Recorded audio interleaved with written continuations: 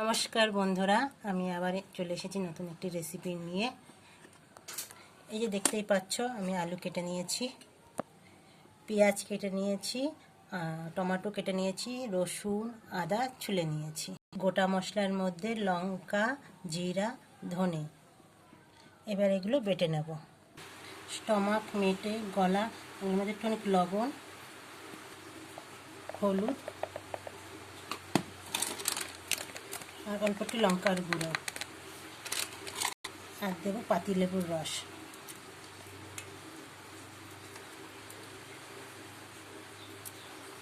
এগুলো ভালো করে মেখে রেখে দেবো।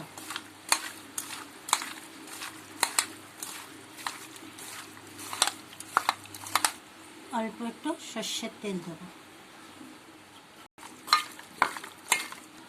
মাখা হয়ে গেছে, এবার 10 মিনিট রেখে দেবো। কড়াইটা বসিয়ে দিলাম।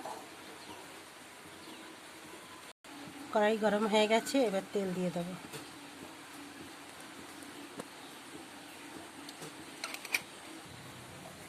তেল গরম হয়ে গেছে, এবার আলুটা দিয়ে দেবো।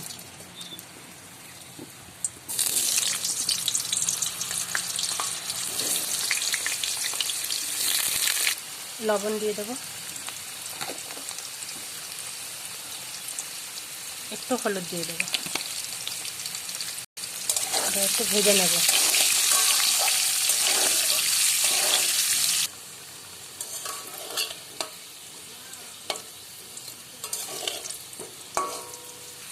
আমার আলু ভাজা হয়ে গেছে, এবার তুলে নেব।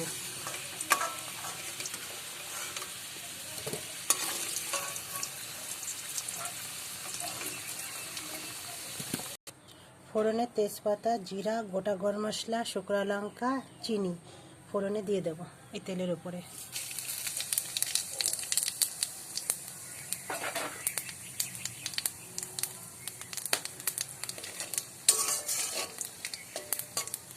এবার কুচিয়ে রাখা পেঁয়াজ দিয়ে দেবো।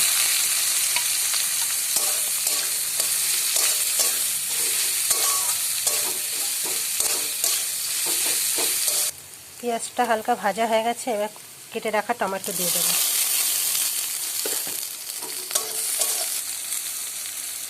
আদা রসুন বেটে রেখেছিলাম, সেটা দিয়ে দেবো।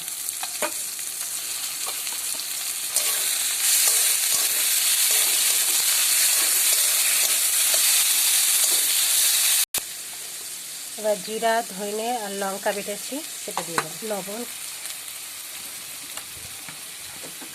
এবার হলুদ দেবো।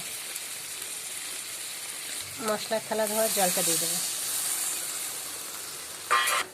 এবার ভালো করে কষিয়ে নেব।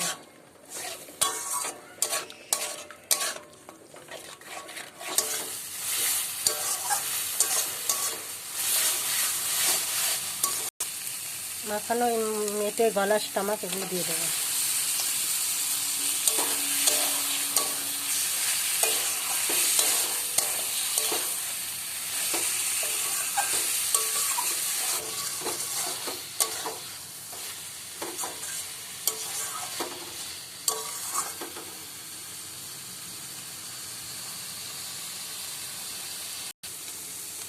গ্যাস কমিয়ে একটু ঢেকে রাখবো।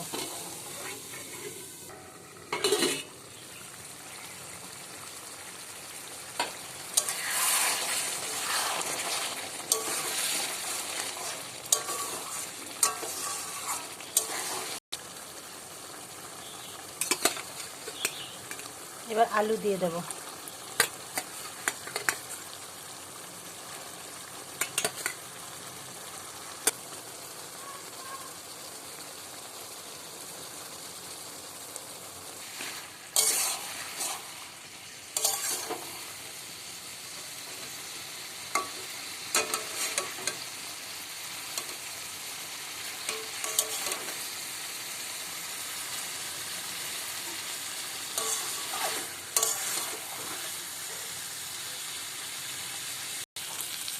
গরম করে রাখা জল দিয়ে দেবো।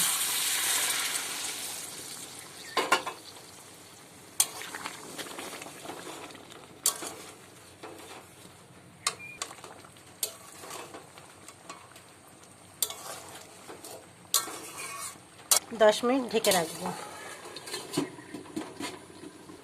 গোটা গরম মশলা বেটে নেব। 10 মিনিট হয়ে গেছে, এবার খুলে দেখব।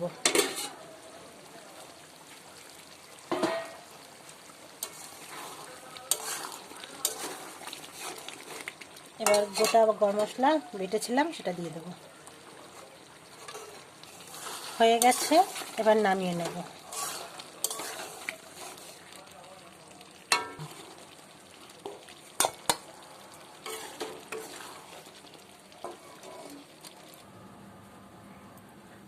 আমার এই যে রেসিপিটা হয়ে গেছে, ভালো লাগলে একটা লাইক, কমেন্ট আর সাবস্ক্রাইব করে দেবেন।